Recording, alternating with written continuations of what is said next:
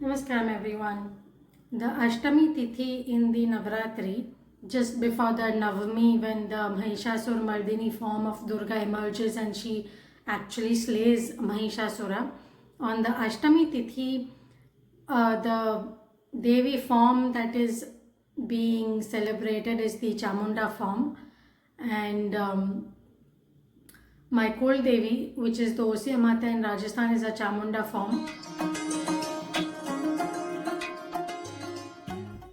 So there was some confusion with regards to the identity of my Kuldevi, who is the Osia Mata in Rajasthan. One of the reasons is because her another name is Mata, and there is the whole story of how this was an Ugra form of Kali, a Chamunda form, but then the Jain monk came and converted her to a Satvik and Devi form. And so then some online sources, as these online sources always keep suggesting random things, they suggested that she was the form of Sachi, probably from the name Sachiai, but I don't even think the root words of Sachiai Mata and Sachi are the same. Sachi is a different Devi of the Ashtamatrikas. So the last time I went to Osia, which was in just a few months ago in the peak of the heat of Rajasthan, I visited the temple and I spoke to the pujari directly. I asked him like which Devi is this Osia Mata, and his answer really surprised me because he said Mahishasur Mardini, and I was like, Mahishasur Mardini, isn't that like Durga? So he's like, yes, just before she takes the Mahishasur Mardini form, the Chamunda form is celebrated on the 4th day of Navratri in Bengal. So it's a little bit strange as to why in this Rajasthani temple, this very ancient temple, Devi temple of Rajasthan, we are now referring to the Bengali way of celebrating Navratri. The Bengali Navratri, as you know, starts a little bit later than the other traditional Navratri.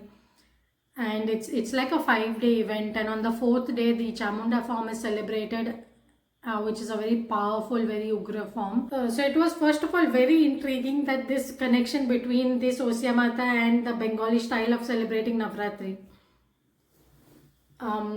Very interestingly, I found some online mentions of this celebration of Chamunda on their 4th day, like on the Ashtami day. Not all online information is wrong, it's just some of them is a very random, but so this was basically mentioning that right before the Navami tithi happens, 24 minutes before this, the Chamunda form is celebrated. I have heard this somewhere else also. Basically what happens is at this time, the Chamunda energies just become very, very strong and very powerful. And so especially the Chamunda devotees will wait for this specific Muhurat and do that bhakti, this will be that intense moment. In the flow of the story of the Devi Mahatmya, or the story of the killing of Mahishasura, it actually makes sense because basically there is one line which says that after a point Chamunda just gets furious, and right after that they come head to head, Devi and Mahishasur come head to head, and then the final slaying happens. And so this, I think it is in the story format also being depicted in a very small mention that there is a fury that happens, and then the actual face-to-face engagement happens, and then the killing happens. So this fury is probably also in a kind of an astrological phenomenon. We are saying that Devi energy of specifically Chamunda form just spikes right before the Navami Tithi happens, and then the transition into Navami, and then that other form of Devi.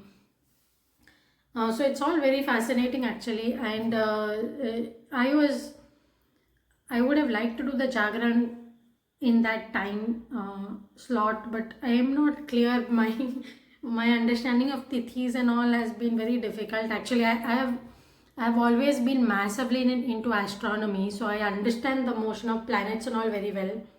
It's just that whenever I start listening to Tithis, it's very difficult for me to grasp because there are so many concepts, more abstract concepts, that start coming into play. The thing is, like, if we talk about today being Ashtami and tomorrow being Navami, then the way of deciding this tithi is basically when the sun rises, what is the phase of the moon. But we are not looking for that, right? When we are saying that Ashtami transitions into Navami, I think what we are technically saying is that the moon, which is in its 8th phase, all of a sudden shifts into the 9th phase. Now, at what point can we say that that happens?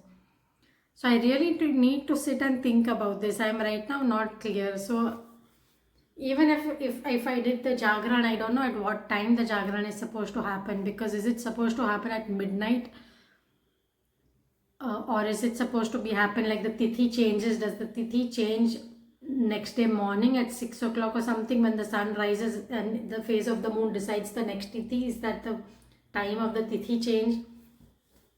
The thing is, this will not be one answer for different calendars.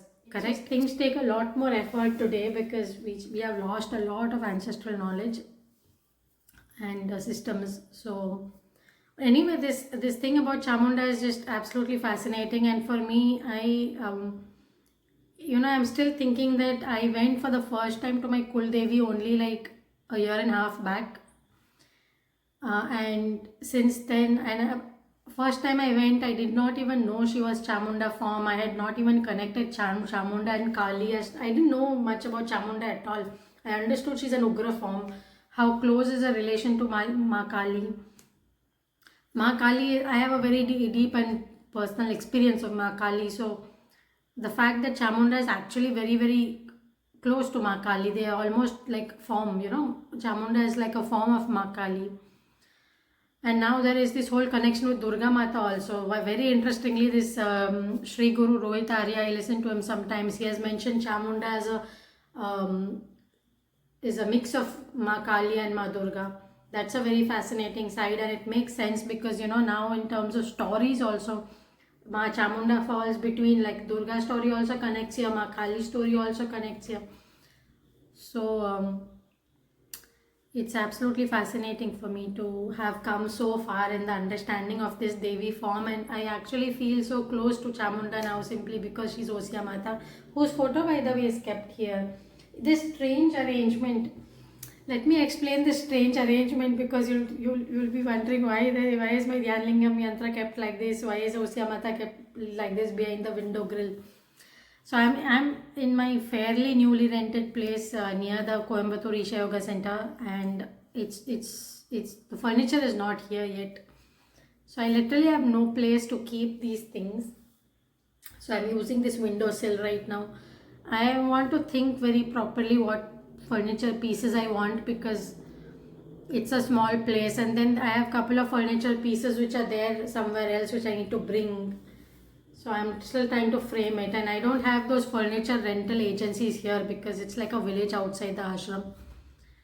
So I am really thinking through many things, and so for right now I've just made this arrangement, and I don't open the window actually, so it is okay. I mean, and yeah, because Osiya Mata, so I do have a photo of Osiya Mata now. The last time I went to Osia, I actually bought this over there. I'm very happy with it. Every now and then I keep it in the room and the presence is quite palpable.